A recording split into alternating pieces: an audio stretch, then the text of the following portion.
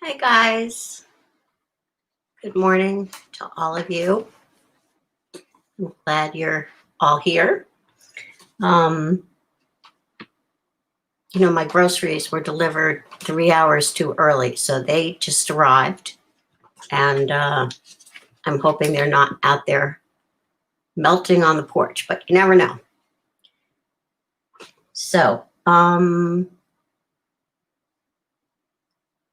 first thing I wanted to let you guys know is that Harvey Stanger, president of your university, is coming to visit with us next Thursday. Apparently, he has written a poem just for you guys. And so he'll be talking with us, as I said, next Thursday, not this Thursday, but next Thursday.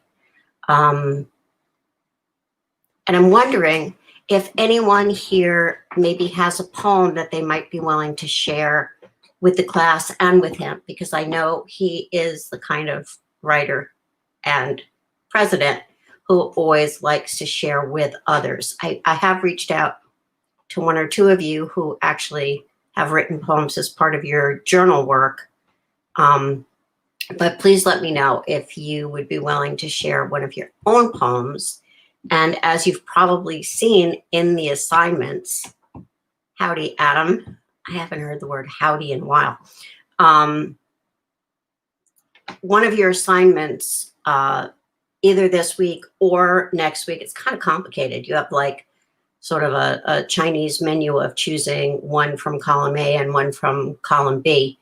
But regardless, you either write a rhyming poem, which is what I wrote down there, or for those of you who are here today and paying attention to the lecture, I'm giving you guys a second choice, just in case you hate rhyme and no, there is no special topic for the poem, Angelica. Actually, if you just go look up under assignments, I think it's going to be really clear. I think it has to be 6 lines long, but there's no restrictions about subject or style or even how you use rhyme, just that you need to use rhyme. But as I started to say, hi, Jel, how you doing? If you want to, you could write a poem that is in response to one of the poems that we've read this semester. So you just need to note on your poem who you're sort of responding to, and no cheating, please. No using a poem that you wrote in 7th grade. It's about trees. You're going to tell me that it's a response to Coleridge or something. But, or you could do both. You could write a rhyming poem that is in response to one of the poets that we've been reading. And what do I mean by response? I just mean some way of a thought was triggered, or, in the style of, or your own version of the summer day, the fall day, whatever you like. When it's creative, I think the less specific it is, the better. All right. So the 2 poets I'm going to be talking with you about today are Wordsworth and Coleridge. And I thought I would pick the 2 hardest poems to talk to you about.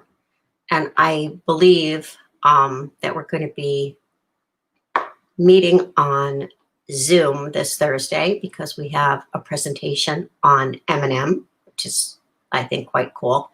And I might just break you up into smaller groups to have discussions amongst yourselves about either the other poems or some ideas that I'll toss out at you. Wordsworth and Coleridge. So you remember William Blake. And so he's an early romantic, what they call an early romantic. And these are kind of Wordsworth and Coleridge also very much on the early side of things. They're living in the late 1700s into the 1800s. And they are contemporaries. They're also contemporaries with Issa, which is a pretty remarkable thought. And they're best friends, at least for a time. They would take long walks together in Lake Country, which is the area they were living in. And with Dorothy Wordsworth, who was Wordsworth's sister and sort of closest companion, really, until he married. So the three of them would often sort of roam the meadows and hills and lakes of the Lake Country. And as I mentioned to you perhaps last week, Wordsworth started out as revolutionary, kind of a fiery revolutionary. In fact, he went over to France to sort of see what was going on with the revolution, help out with the revolution. And then while he was there, he fell in love with a French woman. He got her pregnant, had an illegitimate child by her that, as far as we can tell, he never owned up to or had any particular contact with. And then he, seeing what was going on really during the revolution, he fled back to England in horror. So after Wordsworth and Coleridge had become friends and talked about their ideas of what should poetry be, not what is it, but what should it be doing, they put together a book called Lyrical Ballads, which, when you think about it, hi, Kayla and Christina and Sheila. Yeah, and don't forget to write here if you're there. Emma, I see your question. Just read the assignment carefully. It'll be clear to you. You, again, have a choice of writing a journal entry on either Wordsworth and Coleridge or on Keats and Byron, and then the poem kind of stands in for the other one. So there were certain ideas that they shared and had together, ideas about the holiness and importance of the imagination, and I'm sure that's going to trigger a memory of William Blake, who was talking about that. The voice of the common man and the sort of sanctity of the so-called ordinary life. The love of the pastoral, of course, a love of nature comes into things very strongly among the Romantics. And we will see that carrying over across the Atlantic to the Transcendentalists. And when I say carrying over, I'm not sure it's really carrying over. I'm not sure if it's that idea of, you know, those ideas that seem to float through the world at certain times. Maybe it had something to do with the sort of mechanization of things and the industrial age beginning to roar in both in Europe and in America. But these are the same ideas that we're going to begin to see in people like Whitman and Dickinson, and that you would find in Thoreau or Emerson if you read them, which I hope you will. So some of these same ideas, you know, of the individual, the importance of the individual, the importance of imagination, and therefore of art, the love of nature, the sense that you can connect to the holy through nature and find divinity evidenced in his creations, which would both include, let's say, human beings and also trees, flowers, streams, and so on. So the poem by Wordsworth I'm going to be talking about is his Ode on Intimations of Immortality. And I know it's a big, deep poem to get your arms around. And I'm not just talking about length, I'm just talking about the sort of breadth of that poem. It can be hard to really feel like you've got your arms around it. When William Blake first read that poem, it was said that he became almost hysterical with sort of joy and wonder, because I think he found in that poem an expression of so many things that he himself believed and had written about. And I love the idea of this older poet reading these words and just being beside themselves. You know, I think that's just so glorious. And that's sort of part of the connection I keep wanting you guys to see, that poets and other artists, I think, and I'm sure it's true for engineers and scientists, they speak to each other across the ages. They speak to each other across continents. There's this sense of always sort of looking back to your models and also looking forward to the people who feel like they're almost, your children, like your literary children in some way. And it can happen generations after the fact. I think someone like Mary Oliver is certainly looking back at the Romantics and understanding that they're sharing so many impulses and ideas and thoughts about nature and about life itself. So I will get back to Coleridge in a moment, but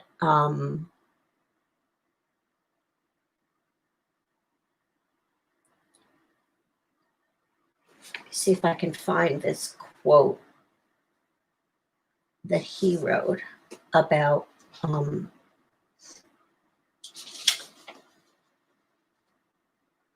here we go.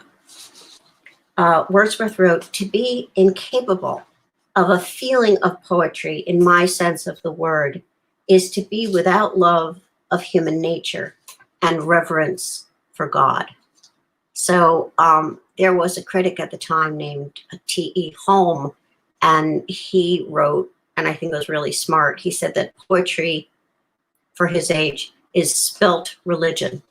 And I have a feeling we're going to see that a bit today. So hopefully you have your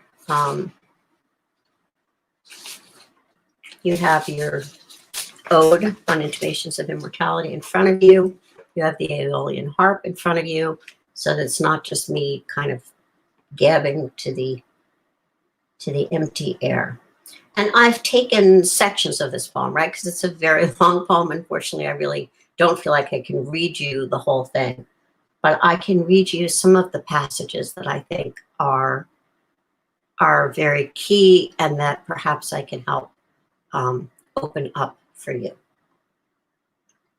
So here at the beginning, there was a time when meadow, grove, and stream, the earth, and every common sight to me did seem apparelled in celestial light, the glory and the freshness of a dream.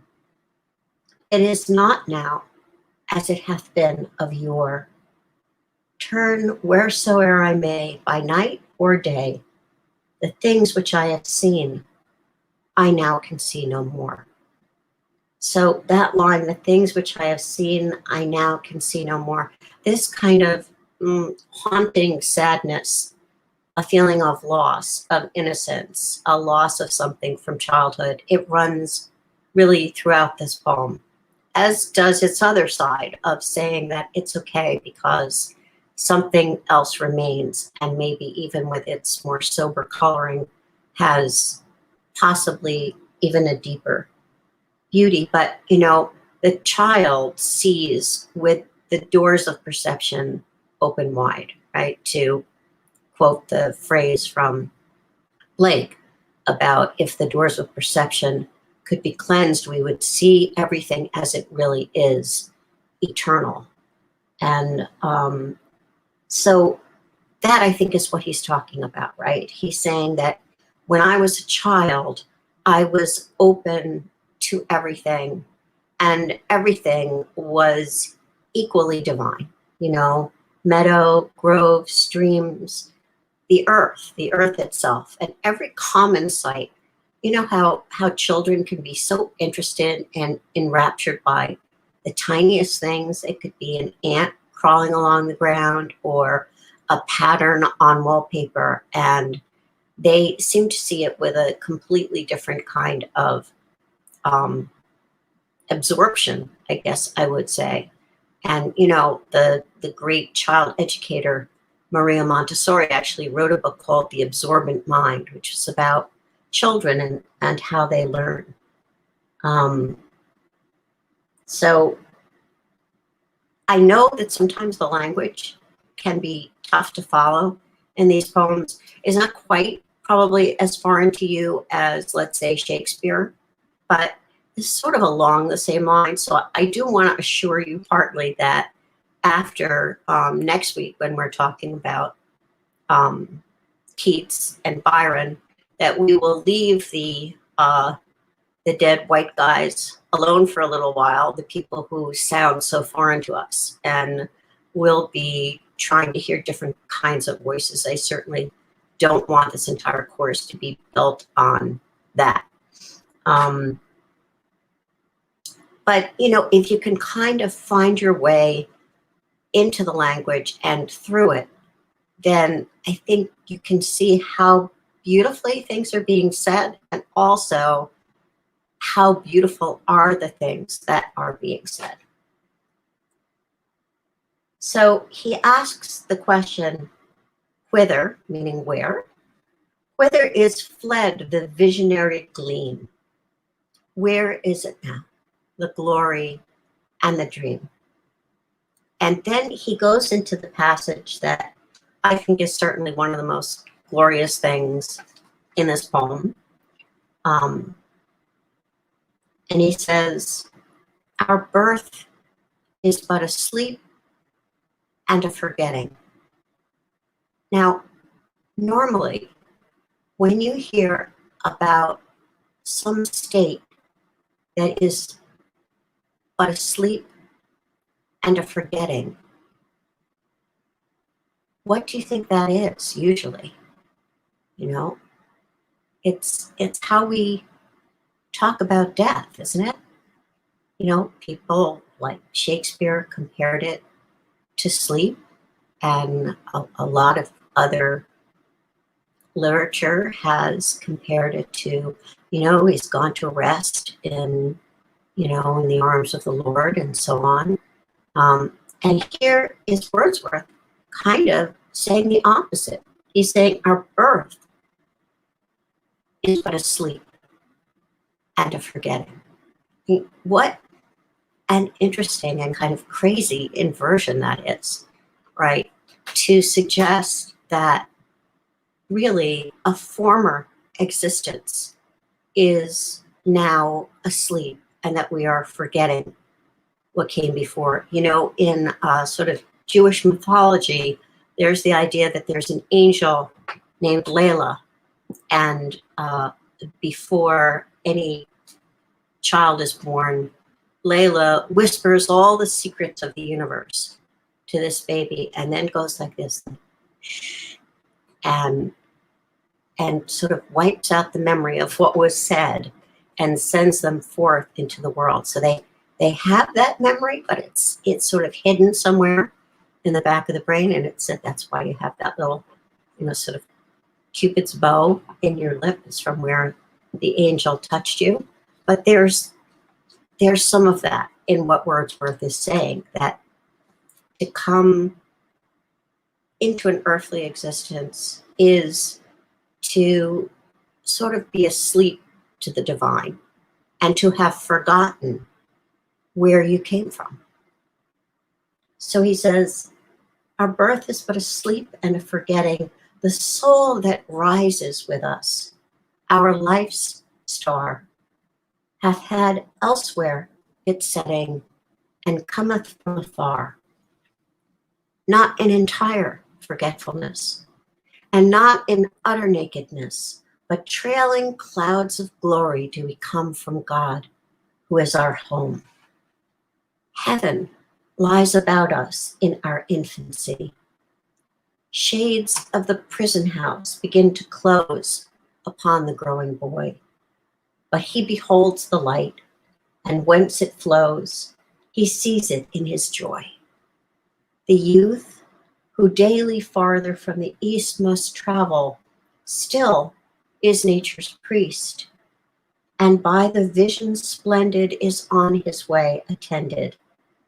At length the man perceives it die away, and fade into the light of common day. So he's saying, you know, it's kind of that idea of it's not utter forgetfulness, right?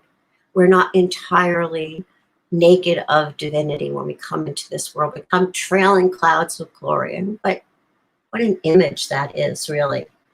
Um, and then it starts to fade sort of little by little, right? And when he says that thing about the, shades of the prison house begin to close upon the growing boy, I just can't help it. I always see this image of sort of the walls of a school closing around in a child, sort of like a prison house. I've been hearing about and watching what my own school district is doing to make the schoolroom safe for our children when they return to face-to-face learning, which they haven't done yet. And they're doing things like taking all the toys and books out of the kindergartens, and no more what they used to call carpet time. You just sit on the rug together and listen to stories or play games. And I remember asking the safety committee that I'm on, what is that then? Where are we sending them? It sounds like jail. You're just in this sort of empty kind of cell block of a space. But he's saying that even as a boy, you still are beholding the light. You're still joyful. Even as a youth, you can kind of see it. If you guys ever get a chance to go visit a museum in Utica, which is about an hour and a half away, it's called the Munson William Proctor Museum, and there's an absolutely gorgeous series of 4 paintings by Thomas Cole. He's sort of a Hudson River Valley poet, and it's called The Voyage of Life. And you see the infant who is literally like just surrounded. The angel is, I don't know, right there beside him, and everything is sort of golden and glorious. And then you see the youth, and even the youth has this kind of, almost looks like Oz in the distance, but he's kind of aiming toward it.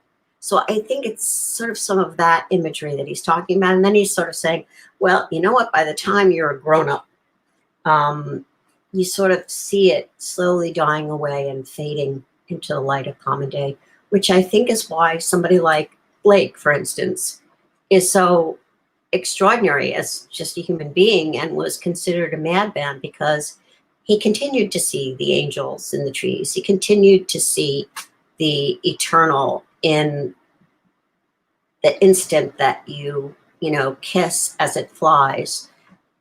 But most of us, get very busy with our jobs and our families and our work and our cars, getting the car repaired and paying this bill or that bill. That's what he's talking about. But then, he tries to rescue this idea. Okay, so Angelica, you're asking a wonderful question about why star is capitalized. Well, soul is capitalized also. And in this era of the Romantics, I feel like they had this tool that we don't really have anymore, which is if a word was really important or representing a really important idea, that you could capitalize it, right? Or you could suggest maybe that something else is going on almost beneath the surface. So I think when he says our life star, he's really thinking of the North Star, what guides us. And the soul is rising with us and guiding us all the way through. So that's my sense of it. But boy is capitalized, and man is capitalized, and nature is capitalized. So, look for those words. It's a really smart question. And when you find those words, you'll find that it's kind of almost becomes mythical or an archetype at that moment. And it's sort of a sign to look and think about that, almost like a pause in a way, or italics, perhaps. So here he goes on to say, okay, so we've lost so much, or I've lost so much, and here I am a grown-up, and I'm feeling sad about it, right? But I'm having this intimation, or a sort of a hint, an intuition about immortality, that maybe there is immortality in all of us, and it's actually following us through our whole lives. So he says, oh joy, that in our embers, do you remember Shakespeare's embers? You know, there's that sense of, I don't know why, but grown-ups seem to always want to talk about how they're on the verge of dying or dying out or something. Oh joy, that in our embers is something that doth live, that nature yet remembers what was so fugitive. The thought of our past years and me doth breed perpetual benediction, not indeed for that which is most worthy to be blessed, delight and liberty, the simple creed of childhood, whether busy or at rest, with new-fledged hope still fluttering in his breast. Not for these I raise the song of thanks and praise, but for those obstinate questionings of sense and outward things, fallings from us, vanishings, blank misgivings of a creature moving about in worlds not realized, high instincts before which our mortal nature did tremble like a guilty thing surprised. But for those first affections, those shadowy recollections which, be they what they may, are yet the fountain light of all our day, are yet a master light of all our seeing. And here I go ahead a little bit. Hence, in a season of calm weather, though inland far we be, our souls have sight of that immortal sea which brought us hither, can in a moment travel thither, in other words, can travel there at any time, and see the children sport upon the shore, and hear the mighty waters roll in evermore. And by the way, one thing I wanted you to notice about this poem is it is crazy variable in terms of the number of feet that he's using. I mean, he is using iambics pretty steadily, but just to go back to that opening passage that I read you, you know, there was a time when meadow, grove, and stream, so you have iambic, in fact, you have iambic pentameter. There's 5 beats there. The earth and every common sight, oops, it just dropped a foot. Right now it's tetrameter. Now it's 4 feet. To me did seem, I mean, come on, apparelled in celestial light. So he went to iambic dimeter, 2 feet, to 4 feet, and then the glory and the freshness of a dream. It is not now as it hath been of yore. Turn wheresoe'er I may is trimeter, right, 3 feet, by night or day. The things which I have seen, I now can see no more, which is hexameter. So now he expanded it into 6 feet. So there is this incredible variation. I mean, I think it's getting really close to where we're going to be heading in free verse, right? He's just kind of taking the iambic pentameter and just like kind of tearing the threads out of the thing and letting it just sort of wave in the breeze, you know? I mean, he's just using the line length as he needs it.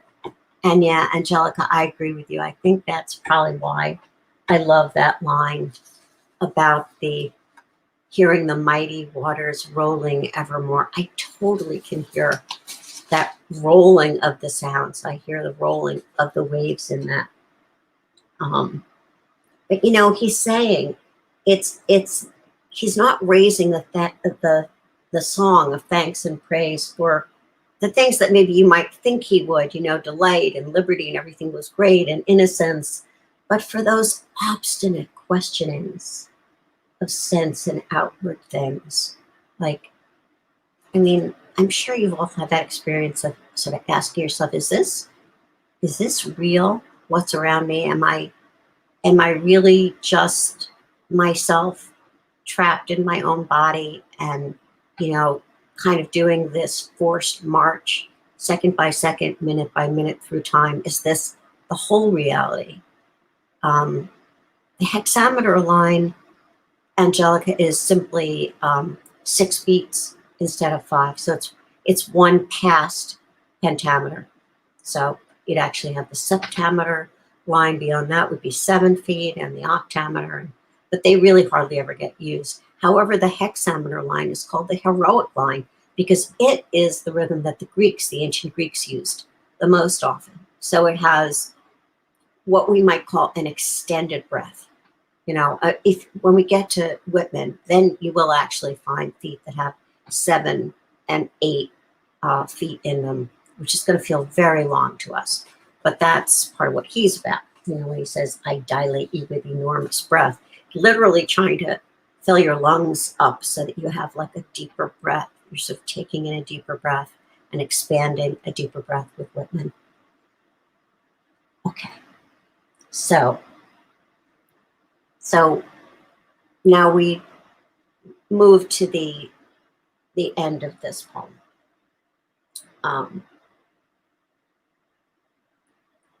And oh, ye mountains, sorry, start again. And oh, ye fountains, meadows, hills, and groves, forebode not any severing of our loves. Yet in my heart of hearts, I feel your might. I only have relinquished one delight, to live beneath your more habitual sway. I love the brooks, which down their channels fret even more than when I tripped lightly as they. The innocent brightness of a newborn day is lovely yet. The clouds that gather round the setting sun do take a sober coloring from an eye that hath kept watch o'er man's mortality. Another race hath been, and other palms are won. Thanks to the human heart by which we live. Thanks to its tenderness, its joys and fears. To me, the meanest flower that blows can give thoughts that do often lie too deep for tears. And that's such a kind of quiet ending to this mighty ode, ode on intimations of immortality. Even the title gives you this sense of how vast and in a way ambitious the project is. But then at the end, he says the meanest flower. He doesn't mean like it's ill-tempered. He means something like a weed, like a dandelion or chickweed that has a tiny blue flower on it, and blows means blooms or blossoms. So the tiniest little overlooked flower that blooms can give thoughts that do often lie too deep for tears. Even again, to remember Mary Oliver, and you will be, coming back to her on rhyme, hopefully reading it this week or next week. You're back to the grasshopper in a way, aren't you? She actually kneels in front of the grasshopper and has these deep thoughts, right? Thoughts that do lie too deep for tears. Although I don't think Mary Oliver is really crying, sort of, because I think she's feeling the connection to that grasshopper at that moment. She's okay wandering the fields and feeling she's doing the right thing. But he's sort of there seeing it. And, I have to tell you, part of what I love about the ending is not only its quietness, how unexpected it is, how humble and low to the ground, but also how mysterious. I think it's really a mysterious ending, the thoughts that do often lie too deep for tears.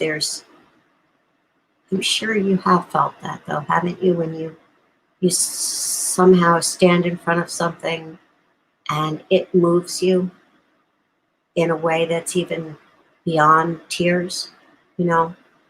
Um, I think he's trying to capture something of that moment, but I think he is kind of deliberately leaving it a bit mysterious. And if you remember how the beginning of the poem was iambic, even though it was like going all over the place, iambic pentameter here, iambic trimeter there. At the end, thoughts, clearly not iambic because he's starting with, um, a stress syllable, thoughts that would be choking, right? Dun, dun. But it's thoughts that do often lie too deep. Here's responding for tears. So he's playing with the rhythm. And if you remember from Mary Oliver, one of the most important things about rhythm is not just its repetition, but its variations and what those things sort of mean. And it feels to me like he is slowing us down at the end. We're almost coming in for a soft landing.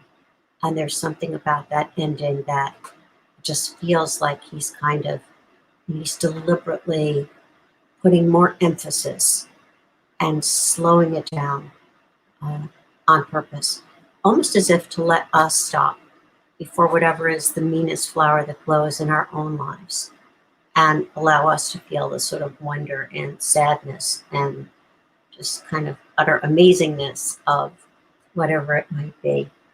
And I have to tell you that sometimes in the absolute most extreme moments of my own life, phrases from poems have come into my mind.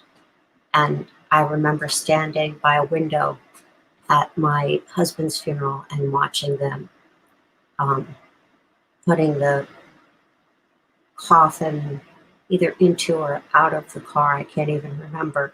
But I do remember thinking to myself, I will not let there be any severing of our love, right? Severing in the sense of to cut it, to separate it, right? To be severed from something is to be cut off from it. And I love that line, forebode not any severing of our love. So don't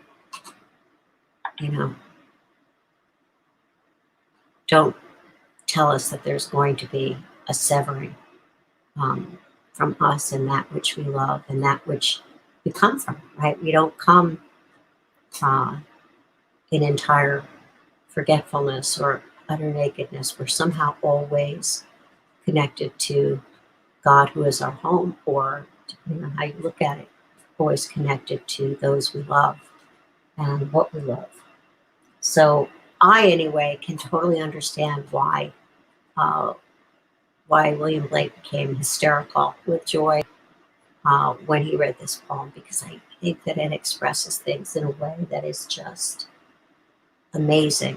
When it gets to the end there, and he says the thanks to the human heart by which we live, it reminds me so much of a song or a prayer there.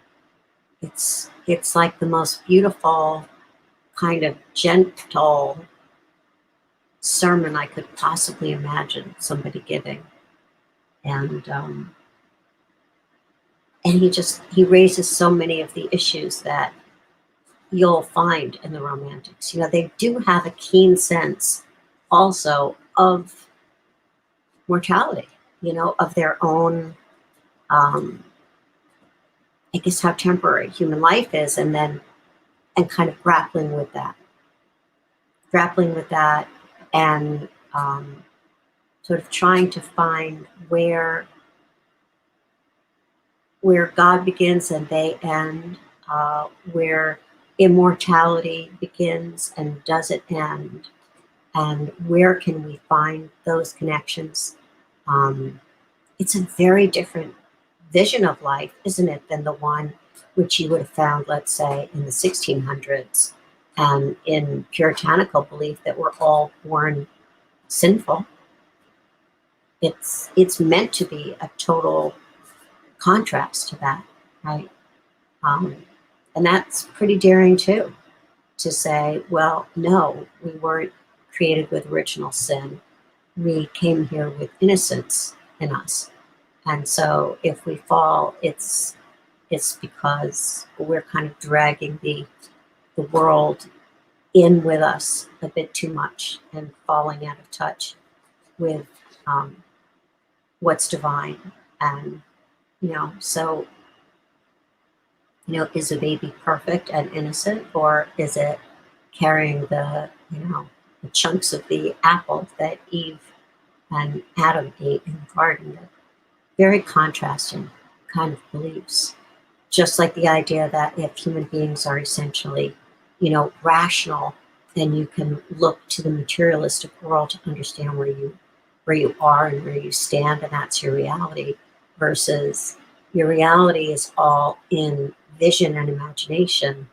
Well, that's how thought moves forward. I think it kind of springs and bounds and argues itself along, and then sometimes you return to an old way of thinking, and then it suddenly zooms forward to something that maybe didn't occur to any of us to question or say. But you can, at least I think, in context, you can see, and we didn't read any poets from that kind of intermediate era of rationality, because to be honest, I always find those poets pretty darn boring, and I get to choose what I teach. So lucky me. But it doesn't mean that there aren't some of them that are worth reading, because I'm sure there are. She says politely. Actually, you do have Milton, and he's pretty good. All right, so Samuel Taylor Coleridge, Wordsworth's buddy. He was said to be the most brilliant speaker of his day, sort of like Oscar Wilde was in his era. And it's funny, because if that's true, then we kind of clearly lose some of the best of what these people were. It's pretty amazing that their written work is as good as it was if they are supposedly they were twice as brilliant when you were just in a room with them and they were talking. He was one of those smart, poor scholarship boys in a school in London, where he was terribly homesick, especially for his sister. And you will certainly find those memories in his poem Frost at Midnight, which is otherwise, I think, pretty clearly a kind of lullaby for his son. But one of the things he celebrates is like, I am never sending you to one of those terrible schools in some city. And I'm so glad I don't have to. I'm so glad you get to grow up surrounded by, again, just as Wordsworth is saying, trees and groves and hills and streams. But he didn't get that, really. And he did, of course, go to university, and he met Wordsworth, and they wrote the lyrical ballads together. And again, this is not anything we've ever seen in our time.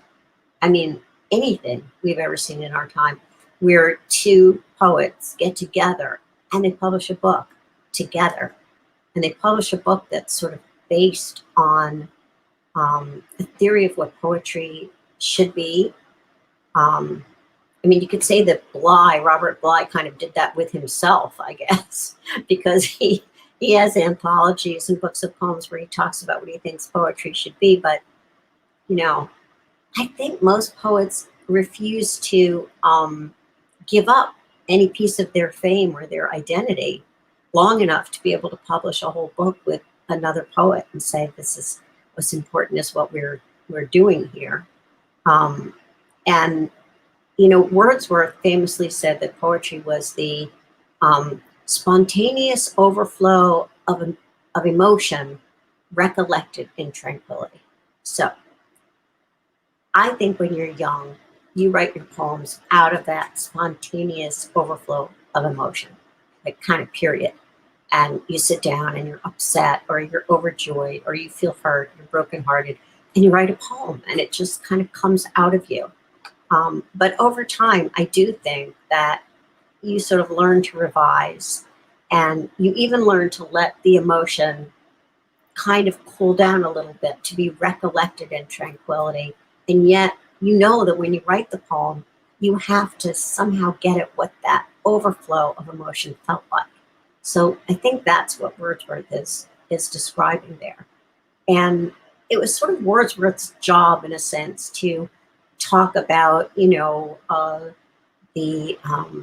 the maid who lived alone in the woods, and the old woodcutter, and um, the field of daffodils, right? So he's sort of representing that side of ordinary language. Believe it or not, what we think of as so high flown in Ode on Intimations of Immortality or The World is Too Much with Us sounded ridiculously plain and ordinary to everybody else. It was sort of like, that's not poetry. It's not elevated enough. It sounds too much like ordinary people. And why are you writing about these just, peasants basically who are laboring, cutting down, gathering kindling in the woods and things like that? They're not worth writing about. Coleridge, on the other hand, had this sort of eerie and supernatural and imaginative side of poetry. That was sort of his bailiwick, that was his territory. And so probably his two most famous poems are The Rime of the Ancient Mariner, which I'm thinking some of you might have learned in high school, and Kukulkan, where he, again, famously said that he was in the middle of writing this poem when a gentleman from Porlock came calling and interrupted him. And it is widely considered that what really happened is that Coleridge was in the middle of an opium dream and, sort of fell asleep. And when he woke up, he had this fragment of a poem, and he knew enough not to try to fool around with it and try to finish something he couldn't finish. But he made up the gentleman of Porlock. He sadly married the wrong Sarah, which is to say he was in love with a woman named Sarah Hutchinson, but his friend Robert Southey, who was another poet, convinced him to marry his sister-in-law, who was also named Sarah, instead. And one of the reasons Coleridge agreed to this was because they were all supposed to set up this kind of utopia in America and not far from here. In fact, on the banks of the Susquehanna River. So, maybe around Halstead, a little further south than that. They called it a pentocracy. And so he was sort of like, well, okay, we're all going to live together in this wonderful utopia anyway. I guess I can marry this woman, Sarah. And then, of course, the whole utopia fell apart.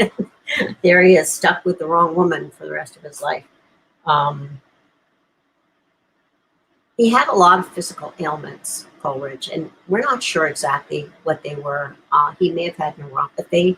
So he suffered from some sort of, seemed to have been nerve disease, but he also clearly had intestinal problems. It might have been something like spastic colon, or it might have been something a bit worse. And originally was given, these opiates to just control the pain. And then from there, this is certainly not an unfamiliar story, I'm sure, to any of you, became addicted to painkillers. And that's how he became an opium addict. He's always been presented to me as someone who just sort of like fell apart toward the end of his life. And I was reading something recently. I wish I could remember where, because I would, put it under course content for you. But it turns out that actually he sort of seems to have gotten past it and became a very respected lecturer. Why he had a falling out with Wordsworth is not absolutely clear. It does seem as though Wordsworth may have said some rather unkind things about Coleridge and about his addiction at a certain point. But, this incredibly close friendship, which was almost like two brothers, did fall apart. Of course, I always tend to blame Wordsworth, and that may not be fair. Just because he became this sort of, I guess, more conventional, more accepted poet laureate of his time, writing an ode to capital punishment and why it's okay. Um, but who knows? Who knows really why people have their fallings out? It's sad, you know. Um, he, meaning Coleridge, in a book called Biographia Literaria, one of the least appealing titles of any book I've ever heard, he published that in 1815. I don't know if I mentioned, but Lyrical Ballads was quite a bit earlier. It was 1798. That's real early. It's kind of like the trumpet call for the Romantic movement in many ways. But he wrote, "Nothing can permanently please which does not contain in itself the reason why it is so, and not otherwise." The Romantics were rather strict about what poetry needed to be and how every word needed to sort of be exactly the right word in the right order, uh, right words in the right order is what they said. He also wrote, "The primary imagination," and I mean, I don't know if you could see this, but like the word imagination is all caps. So you were asking about why is star capitalized? Well, this is like the whole thing is capitalized. "I hold to be the living power and prime agent of all human perception, and as a repetition in the finite mind of the eternal act of creation in the infinite I am." Well, that's a lot. And really what he's talking about is God, right? And God's creation, the infinite I am.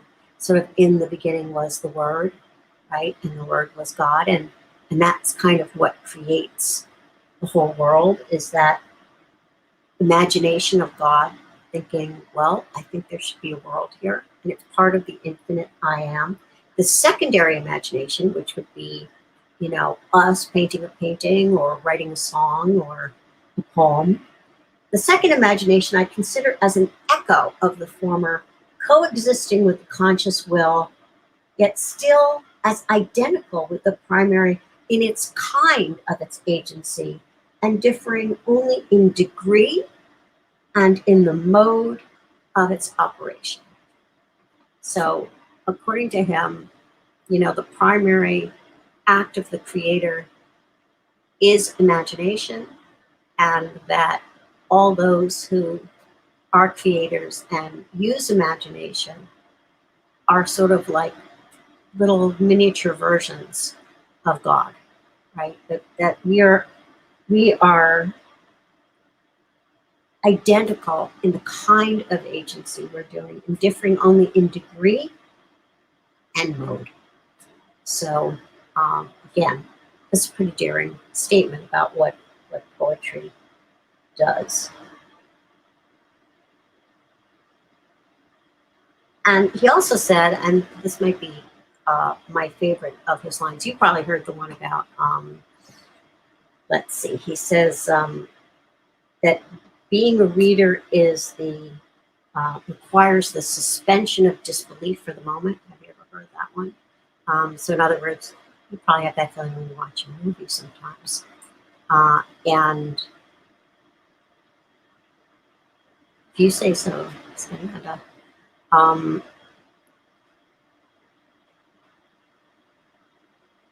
The other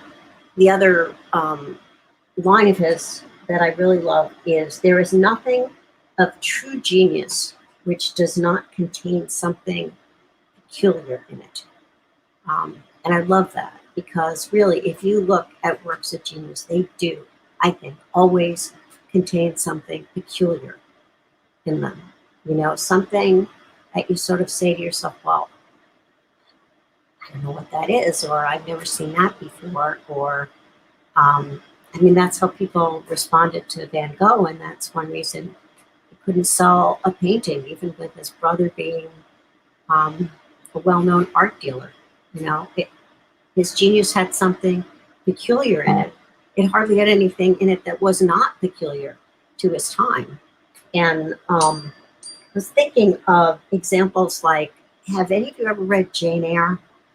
Because there's a moment, hi Eliana, there's a moment in Jane Eyre when Mr. Rochester, who's like the romantic hero, dresses up as an old fortune teller lady.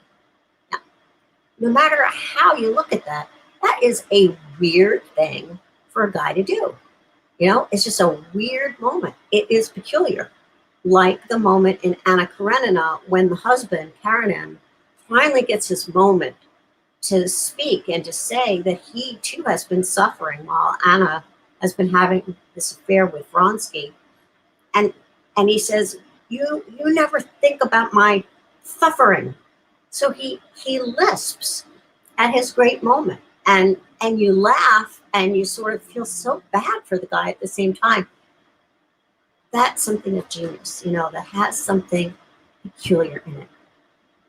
Somebody once defined a novel as a long piece of fiction with a mistake in it.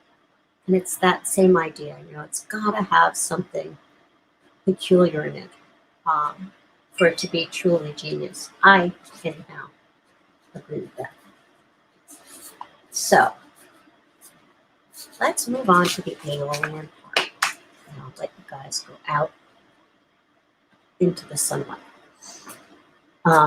So an Aeolian harp is a wind harp, right? And that means you take this sort of harp-like thing and you put it in the window, you open the window, sort of like put it between the sill, casement coming down, and the wind blows through it and the wind plays the harp. So, in effect, the wind is the musician and the music, and that should remind you of the Basho poem about the frog, right? Where the water sings instead of the frog, which is famous for its singing in Japan. So here you have the Aeolian harp, where the wind is playing the music. And you remember that Coleridge has married the wrong girl. So this is a kind of a honeymoon poem, but it's, talk about peculiar, it's one of the strangest honeymoon poems I could ever imagine.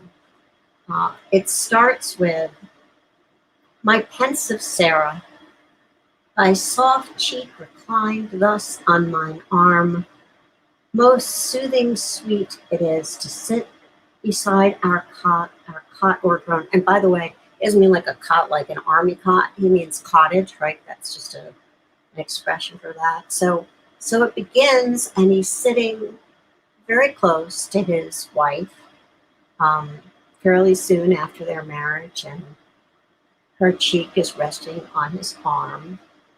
And, you know, there's sort of the jasmine and the myrtle scenting the air, and these are emblems of innocence and love. And then his description of the wind harp is very romantic and very sort of sensual in a way. You know, you have a clasping casement, the breeze caressed, like some coy maid half yielding to her lover. He talks about the music as being long notes over delicious surges sink and rise. I mean, there's no question about sort of what he's talking about and where his mind is here. And so, you know, it's still kind of very much a honeymoon romantic kind of a poem. And he talks about, you know, this soft floating witchery of sound. And somehow at this moment, you know, there is the sense that this is still a description of him and his wife. And then he talks about the melodies, footless and wild, like birds of paradise, nor pause nor perch, hovering on untamed wing. And it's so amazing to me that it's almost at exactly that moment, right after that phrase, that the poem suddenly goes flying off, kind of flies into this untamed wild place. Um, and and I guess this is the part of the poem that I especially wanted to read to you, this and toward the end. Oh, the one life within us and abroad, which meets all motion and becomes its soul, a light in sound, a sound like power in light, rhythm in all thought and joyance everywhere. Methinks it should have been impossible not to love all things in a world so filled, where the breeze warbles and the mute still air is music slumbering on her instrument. So on one hand, he is describing just the fact of the music, the fact of the wind bringing out this music in the heart. But the one life within us and abroad, you can certainly hear echoes, right, of Wordsworth's intimation of immortality here. The sense that not in entire forgetfulness we come trailing clouds of glory from God, who is our home, except even God has been dropped out of the equation now. It's the one life, capital L, Angelica, the one life within us and abroad, which meets all motion and becomes its soul. Right? So it's this sense that all things are equally creator and created, that every part of creation is connected and co-equal. That is a very radical idea that has just flown from Coleridge on Untamed Wing. And I love how it becomes sort of a product of synesthesia, where one sense is kind of confused with another. When he writes, a light in sound, a sound like power in light. So he's kind of hearing the light and he's seeing light in the sound or hearing light somehow. It's not uncommon with poets, by the way, that they experience synesthesia. I can't say I ever have. But the French poet Rimbaud, who we'll be reading later, apparently had it to a pretty extraordinary degree. People who, for instance, see numbers in terms of colors, things like that, there really is the senses just work a bit differently. He thinks it should have been impossible not to love all things in a world so filled. Well, sure, because if everything is one life within us and abroad, it would be impossible not to love such a world, don't you think? Or don't you think? And then he sort of hesitates. He hesitates for a moment. He sort of starts to say, well, many idle, flitting fantasies traverse my indolent and passive brain, as wild and various as the random gales that swell and flutter on this subject loop. He's sort of saying, right now my thoughts are kind of moving like a breeze. It's just kind of, they're just wandering as they will, and they're just idle, flitting fantasies. Maybe that suggests they don't need to be taken seriously. But of course, he says that right before he launches into maybe the most daring statement in the whole poem. Forgive me, guys, I'm drinking my cold peppermint tea here. He says, and what if all of animated nature be but organic harps diversely framed, that tremble into thought, as o'er them sweeps plastic and vast, one intellectual breeze, at once the soul of each and God of all. So he's saying, what if all of nature is alive? And what if it's all co-equal to God? And what if there's some kind of divinity or oversoul or divine force that's blowing through all of us and through everything, that is at once the soul of each and God of all? Now, I think for a lot of us, that's probably not such a fantastical thought, right? It's not such a far-fetched heresy to think that there might be a divine spirit that moves through everything. But I would say certainly in Coleridge's day, that would have been seen almost as pantheism or something, you know,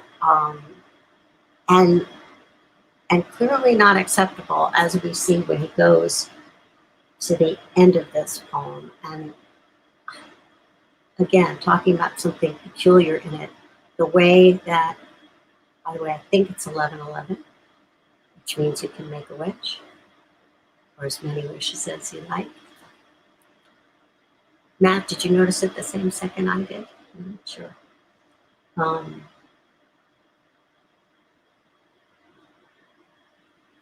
So he quickly, very quickly, you can keep on wishing while I'm talking. He very quickly backs off of what he's just said. And it's like, man, the honeymoon is over. Because he says, but thy more serious eye a mild reproof darts, O beloved woman. You can tell me it's a mild reproof, but if it's a darting, throw a dart at something, that's not really too mild, is it? Nor such thoughts dim and all unhallowed dost thou not reject. Well, it's just crazy the way there's so many negatives there. And biddest me walk humbly with my God, meek daughter in the family of Christ. So basically, she's looking and I'm like, Samuel, that's not okay. What you just said is not okay. You need to walk humbly with your God the way I do as a meek daughter in the family of Christ. So what you said is outside of the orthodoxy of Christianity, and she's kind of looking at him in disapproval and rebuke. And so he says, well hast thou said, and holily dispraised these shapings of the unregenerate mind. I mean, poor God. He's not just humble, but humbled at this moment, I think. Bubbles that glitter as they rise and break on vain philosophies, I babbling spring. Now he's got himself thinking of himself as a babbling fake philosopher.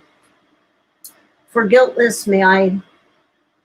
guiltless may I speak of him. Oh God, now we just drag guilt into the whole thing. The incomprehensible say when with awe I praise him, and with faith that inly feels, who with his saving mercies healed me, a sinful and most miserable man. Well, I have no doubt that he must be feeling most miserable at such a moment when he floats this beautiful idea past his bride, and she kind of gives him a dirty look and says, just shut up and go to church.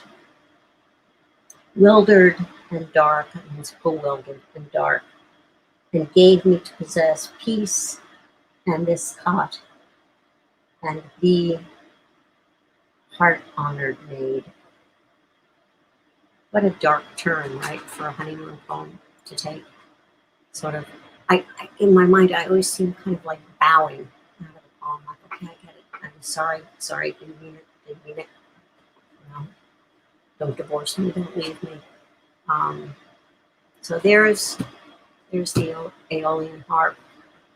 There's Coleridge for a glorious moment, imagining the creative capacity of the whole world and the sort of unity, really, of everything in divinity and beauty. the music before he goes back into the poem, saying I didn't mean it. So there we go. There's Coleridge and Wordsworth, and I hope you might come to love both of them at least a little bit. They seem to me really pretty lovable, and what they represented was, again, I know I keep using these words like radical and new, but it was true, right? I mean, that's why the poet Shelley, who's a later romantic, said that poets are the, what did he say, the unrecognized legislators of their time. Somebody has to float those ideas out first. And so, you know, in some cases, it's going to be the poets, and in other cases, it's going to be somebody else. But I guess that is part of what makes the poems so memorable. Is that in some ways, I think, again, they're still ahead of us, much less ahead of their own time. And the language and the rhythm of the language is beautiful. When you read Frost at Midnight, you should try to read it out loud, because it really is a lullaby. I mean, it really has music in it. All right. I want to end the class a few minutes early because I want you to be able to get out there and have some sunlight on your faces. I know this has been a troubling week for a lot of you. A lot of you have had contact with people who have had, active cases of COVID, and you're having to move quarters or quarantine and do all those kind of difficult and scary things. So I'm also hoping that some of these poems, at least at moments, can kind of hold your hand as you move forward. And I'm starting to read through your folders and really loving them. And do look at the announcement if you think that it has not uploaded into Google Docs. Go back in there, and I've created second chances for every one of you that I didn't get work that was readable from you. So I think, actually, now that I think of it, I have a list of the people whose work I couldn't read, including Anthony, Liliana, M. Shields, Andre, Angelica, Andy Tan,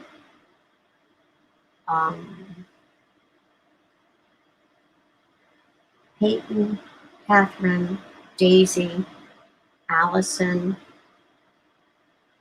C. Iannotti, J. LeConte, E. Lorber, Nadia Lebrano, Sheila Scanlanda, V. Martinez, and D. Pellegrini. Well, so clearly uploading in Google Docs was not an easy thing, but I didn't get uploaded Google Docs from any of you. So go back in. I created second chances and try again. Currently, they've just created a new function where you can, in future, you'll be able to actually just go into something. I think it's called like Google Submission, and it should be easier for you. So it's not like I'm not sympathetic, because none of this is easy and some of it is for the first time, but just make sure you do it so I can read your beautiful work. Okay.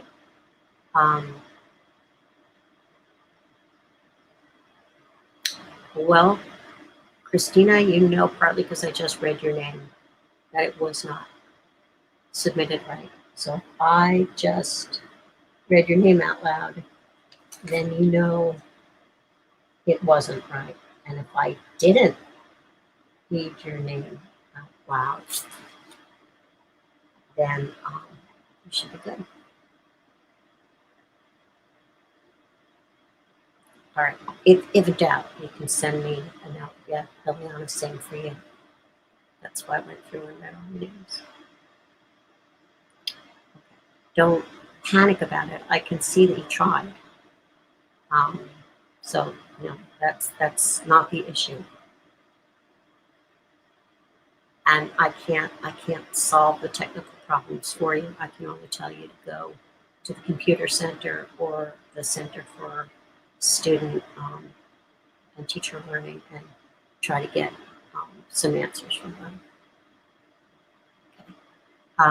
If I get any more information, I promise I'll send it out under announcements, but you could even turn to each other because, more than half of you did get it right. And so go to someone else in the class and ask them, how did you do this? Okay. I will see you guys on Thursday.